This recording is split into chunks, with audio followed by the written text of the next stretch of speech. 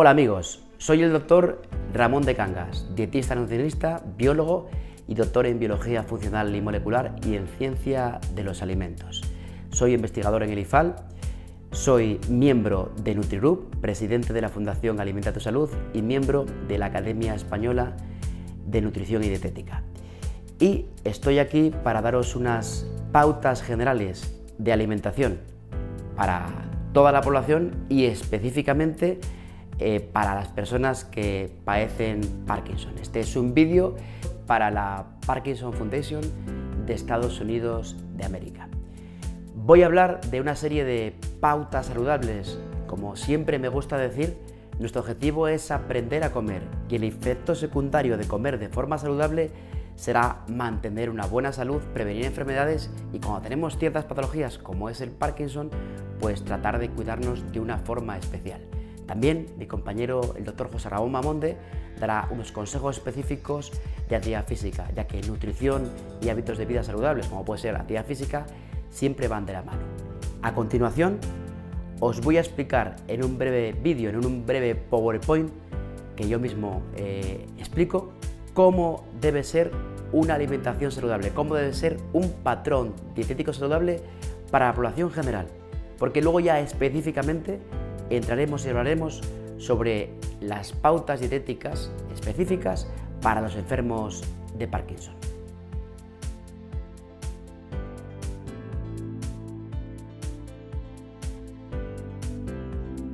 Tal como os dije, voy a hacer una breve exposición sobre la alimentación saludable y además también específicamente en el caso de la patología del Parkinson. Bien, hay que decir que en el mundo actual vivimos en un ambiente obesigénico, es decir, estamos en un ambiente que nos lleva a la obesidad y al sobrepeso, porque los hábitos de vida han cambiado, la falta de tiempo, la facilidad para disponer de alimentos que no son muy interesantes, ayudan a construir pues en un mundo en el que pues la forma de comer nos lleva, y el sedentarismo nos llevan a la obesidad y también incrementan el riesgo de ciertas patologías. Nos hemos alejado del modelo saludable. Una alimentación saludable es rica en alimentos de origen vegetal, de cercanía, de temporada y que respeta las recetas pues tradicionales, los platos típicos de nuestras culturas. Pero además tampoco incluye un plan dietético saludable un mensaje de prohibición total. Si bien es cierto que hay que comer de forma saludable, una dieta saludable tampoco excluye ningún alimento. Un día es un día e incluso numerosas patologías como es el Parkinson podemos permitirnos ciertos excesos. El mensaje de prohibición total no favorece la adhesión a la dieta, porque también comer es un placer y hay que disfrutar un poco en la vida y además hacerlo de forma ocasional o puntual no supone un riesgo para la salud. Por lo tanto, hay que tener claro que un día es un día, pero es verdad que estos alimentos que no son muy saludables, como pueden ser bollos, cakes, galletas, deben ser consumidos en ocasiones puntuales. De forma habitual debemos consumir pues alimentos saludables. Bien, hay que tener en cuenta que muchas veces cuando se dan mensajes radicales tienen sesgo. A veces cuando damos mensajes saludables de nutrición, pues son rechazados por gurús nutricionales, por personas que no tienen titulación o que sí la tienen pero pueden tener intereses como ventas de libros, etc. Entonces hay que tener en cuenta que muchas veces los mensajes radicales y extremos pues están condicionados y tienen su sesgo y no debemos hacerles caso. Debemos hacer caso de las sociedades científicas, de las administraciones públicas con sus mensajes nutricionales, que obviamente están basados en la evidencia científica. Son muchos los estudios que han demostrado resultados muy beneficiosos y favorables a un plan dietético que sea rico en alimentos reales y de verdad, en real food, es decir, alimentos de origen vegetal, de cercanía. El concepto de más mercado y menos supermercado se relaciona con menos riesgo cardiovascular, menos riesgo de enfermedades metabólicas como diabetes tipo 2, un mejor control de peso, menos riesgo de diferentes tipos de cáncer, de enfermedades relacionadas con el deterioro cognitivo o el deterioro neurológico como Parkinson, enfermedad renal, etc. Una dieta saludable es rica en verduras y hortalizas, que son ricas en minerales, fibras, vitaminas, sustancias fitoquímicas que son interesantes para la salud y además tienen pocas kilocalorías. Se recomienda ingerir pues al menos 2 raciones de hortalizas, de verduras y hortalizas todos los días. Lo ideal sería tratar de consumir unos 400 gramos de verdura todos los días. Hago referencia a lechuga, a tomate, espinacas, acelgas, setas, champiñones, ajo, cebolla, pepino. Tenemos pues muy diferentes verduras para elegir. Todas son una buena opción. Y el consumo de una dieta muy rica en verduras se relaciona con menos riesgo de cáncer y de muchas patologías cardiovasculares y otras, y mejor pronóstico de otras patologías. La dieta también debe ser rica en fibra. Por eso las verduras son una buena opción para incluir en nuestra dieta, porque nos incluye pues, fibra, al igual que la fruta.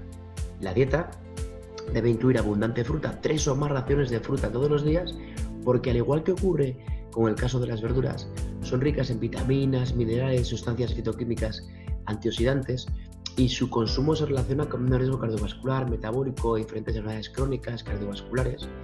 Es interesante además que una de las raciones de fruta que se consuma todos los días sea rica en vitamina C, como puede ser algún cítrico como pomelo, naranja, mandarina, lima, limón. Puede ser otras frutas ricas en vitamina C, como puede ser pues la papaya, como puede ser la piña. Son buenas opciones. Consumir fruta todos los días es interesante. La fruta tiene más calorías que las verduras, pero también es un alimento interesante a incluir diariamente en nuestra dieta. La suma de verduras y frutas debe suponer unas 5 raciones, como dicen los dedos de una mano, 5 raciones diarias, 3 o más de fruta y 2 o más de verduras. Si es más, pues todavía mejor. Una dieta saludable incluye alimentos lácteos. No son alimentos que deban ser denostados, aunque a veces pues podemos ver en las redes sociales que mucha gente los critica, pero se incluyen dentro de un patrón saludable, unos 2-3 raciones de lácteos al día, y son especialmente interesantes los lácteos fermentados, es decir, el yogur, el kéfir.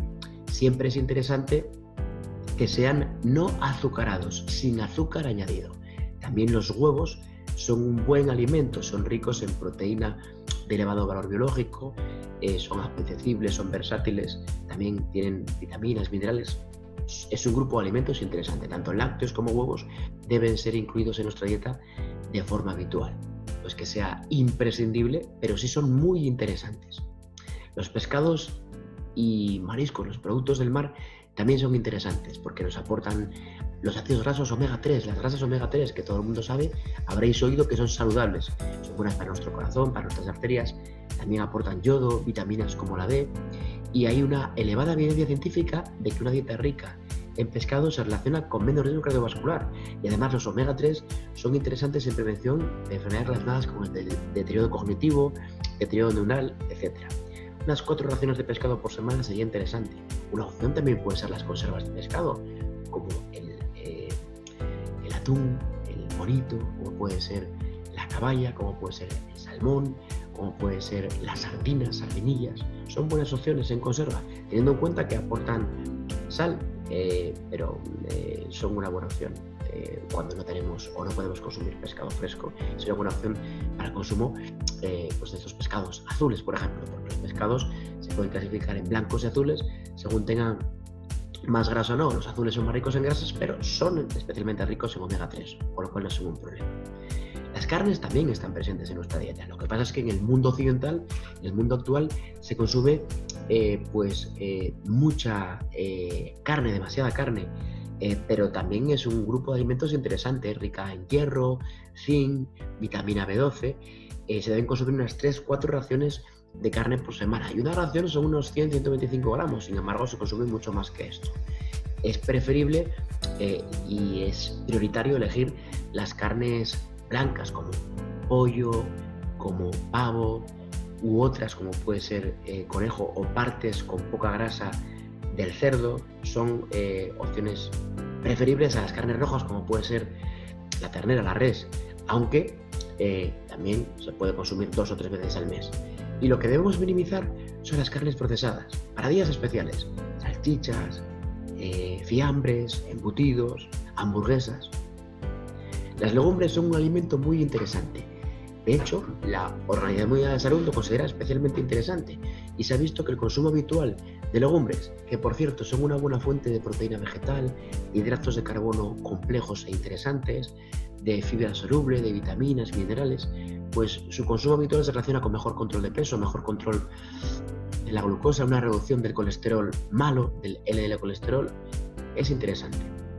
Al igual que los cereales, pero son especialmente interesantes los cereales de grano entero, es decir, el arroz integral, el grano entero, es decir, el pan elaborado con harina de grano entero, la pasta elaborada con grano entero.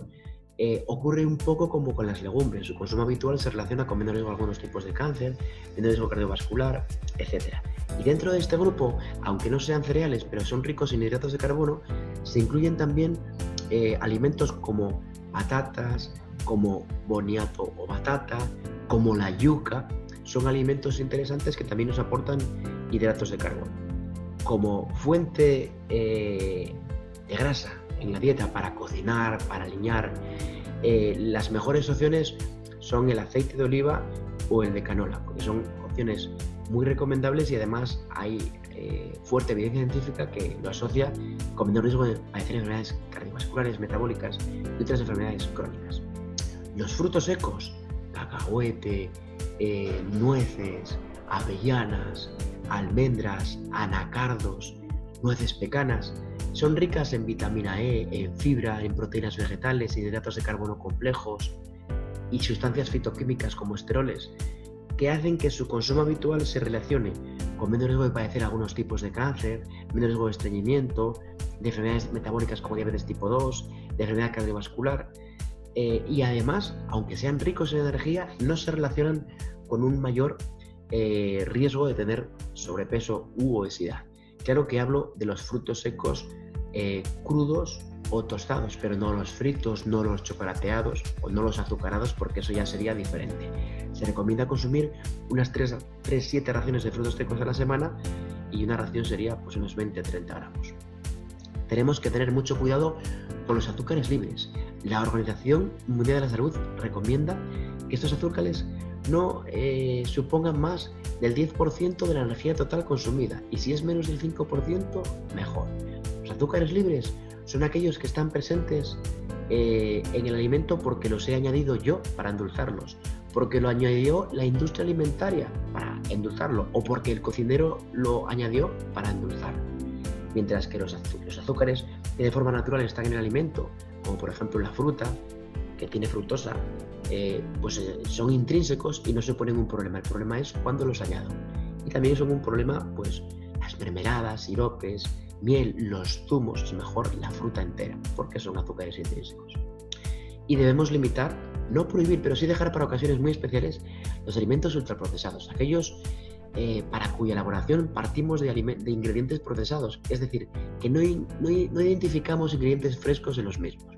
Os hago referencia, obviamente, pues a los cakes, a diferentes pasteles, tartas, bollos, galletas, etcétera, etcétera. Productos de este tipo industriales, pues que no son interesantes y que deben ser consumidos de forma puntual. Para dar sabor, también puedo utilizar y color y aroma, hierbas aromáticas y especias, chile, canela, orégano, pues nos aportan sabor, color, olor, aroma y además son saludables porque aportan pues sustancias fitoquímicas. También el curry, por ejemplo, hay muchas opciones para incluir en las cocinas y además en las culturas de todo el mundo. Tampoco hay que abusar precisamente porque disponemos de las especias y hierbas aromáticas, no hace falta abusar de salsas industriales. No necesitamos tener que añadir a todo ketchup, tomate frito, mostaza, mayonesa. No es necesario. Podemos dar sabor con ajo, con cebolla, con especias, con hierbas aromáticas, haciendo que el plato sea más saludable sin necesidad de recurrir a estas salsas industriales que no son muy saludables. Tienen que ser para un consumo puntual.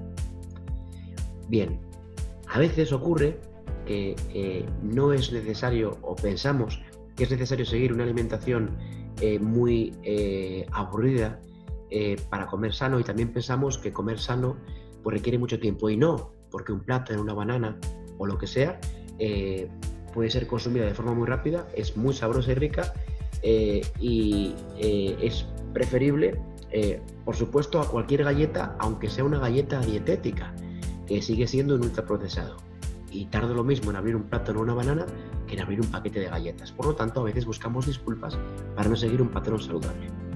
Bien, para cocinar podemos utilizar técnicas como vapor, como plancha, papillote, horno. Deben ser las opciones más habituales, e intentando no freír mucho, no rebozar, no utilizar mucha grasa. También importante no quemar mucho los alimentos, no generar esa costra en los asados, en los productos a la parrilla, a la plancha, esa costra requemada sobre el alimento, porque eso incrementa el riesgo de ciertos tipos de cáncer. Se originan compuestos aromáticos policíclicos que no son interesantes. Los robots de cocina pues nos permiten ahorrar tiempo en la cocina, con cocinar sano, rico y con poca grasa. Bien, es interesante también planificar los menús familiares para toda la familia. Planificar la compra, porque voy a ahorrar dinero y además mejorar la salud, porque voy a comprar alimentos interesantes. Y productos de cercanía y de temporada, porque son más ricos, son más baratos y además suponen un menor coste medioambiental.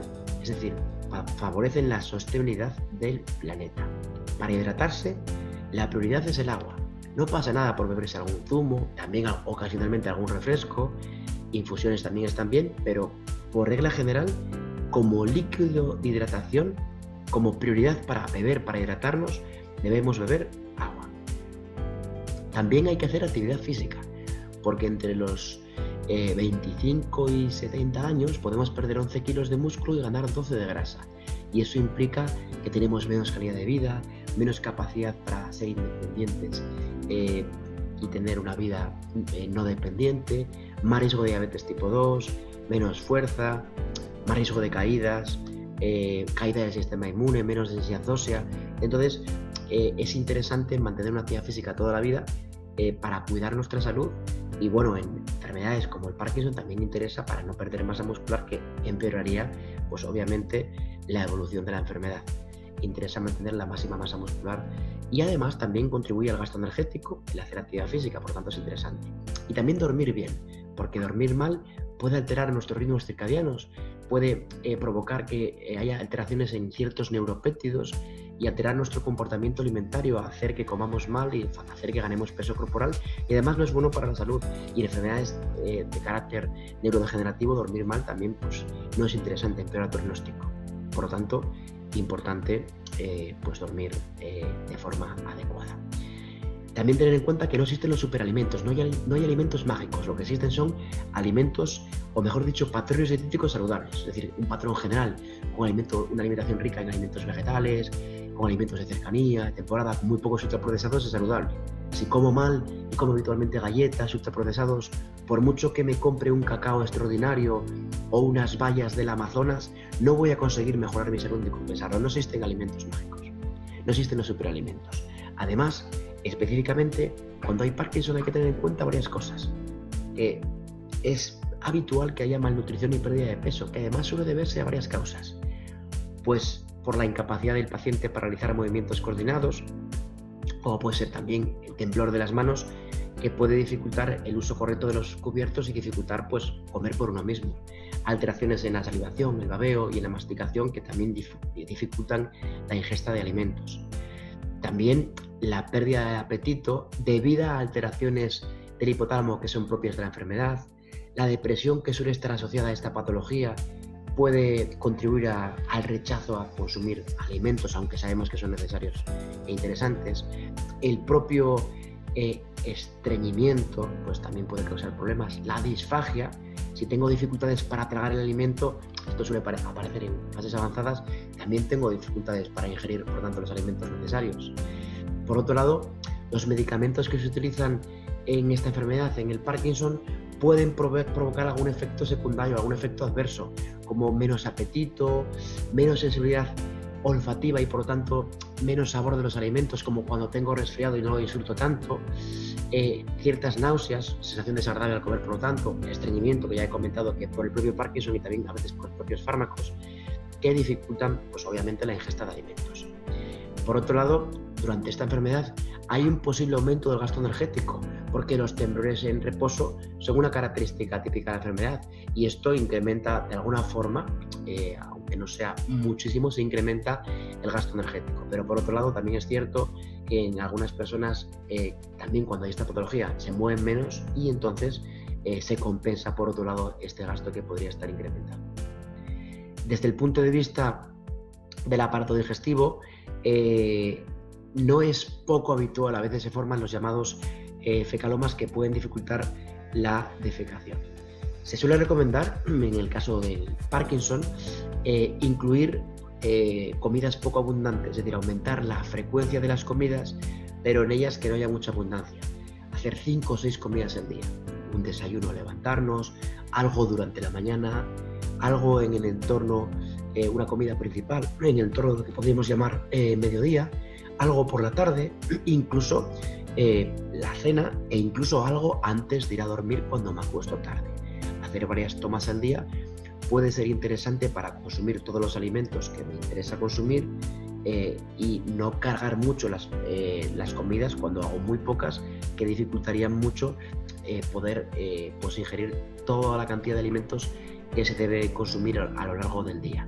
Además, hacer varias comidas al día y cuando en ellas hay algo de proteína puede evitar o puede ayudar a evitar la pérdida de masa muscular. Utilizar la máxima variedad de alimentos, ya que un patrón saludable es un patrón en el cual se varían los grupos de alimentos y los alimentos dentro de cada grupo, y elegir los alimentos según las preferencias del paciente. Pues obviamente tenemos que intentar pues consumir aquellos alimentos que nos gustan. Hay que dar al paciente, ofrecerle los alimentos que le gustan, dentro de que obviamente no podemos darles alimentos que no sean saludables. Pero a una persona cuando le gusta la fruta o las verduras no le gustan todas, pues vamos a ofrecerles aquellas que le son más gratas, que les gustan más. También hay que tener cuidado con la presentación de los platos. Cuando un plato es atractivo, con una amplia gama de colores y de formas, de aromas, de sabores, pues es apetecible, no es repetitivo y no es monótono. Y además los alimentos deben tener texturas suaves para facilitar la masticación, la deglución y homogéneas. Cuando hay Parkinson se recomienda un consumo de una dosis relativamente elevada de proteínas, tanto de origen animal como vegetal, porque nos ayuda a mantener la masa muscular, que nunca nos va a interesar perder, y en esta patología pues menos. Pero hay que considerar la interacción de la proteína con el fármaco levodopa, que es habitualmente utilizado en el tratamiento de las personas con Parkinson, porque realmente algunos aminoácidos pueden dificultar la absorción del fármaco y además el efecto de este fármaco de la levodopa puede incluso verse alterado o modificado en el cerebro cuando hay grandes concentraciones de estos aminoácidos en sangre. O sea, hay que tener cuidado con esto. Pero en este sentido se aconseja, siempre es bueno consultar con el médico, obviamente debe consultar con su médico, pero se aconseja la toma del fármaco con antelación a la comida en la que se aportan estas proteínas, 30-60 minutos antes de la comida.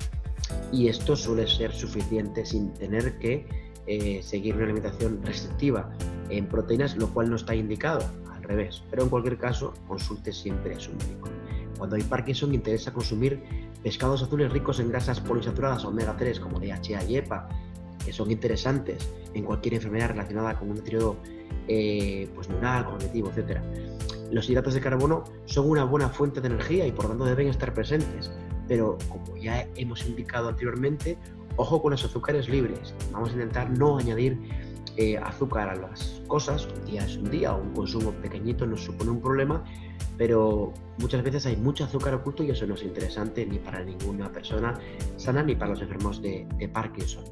Y repito, los azúcares libres son los que añade la industria alimentaria al producto, los que añado yo a mis platos o los que añade el cocinero. Por lo tanto, es importante tratar de evitarlo. Las grasas mejoran el sabor de los alimentos y son importantes porque son una forma de vehiculizar, son un buen vehículo de vitaminas liposolubles, la A, D, E y K, y ácidos grasos esenciales.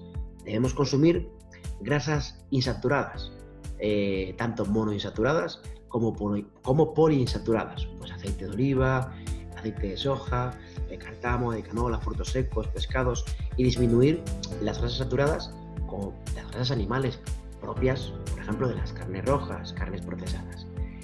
Por otro lado, el aporte de vitaminas y minerales lo conseguimos siguiendo una dieta rica en verduras frescas, en frutas frescas, como ya indicamos en lo que era un patrón dietético saludable.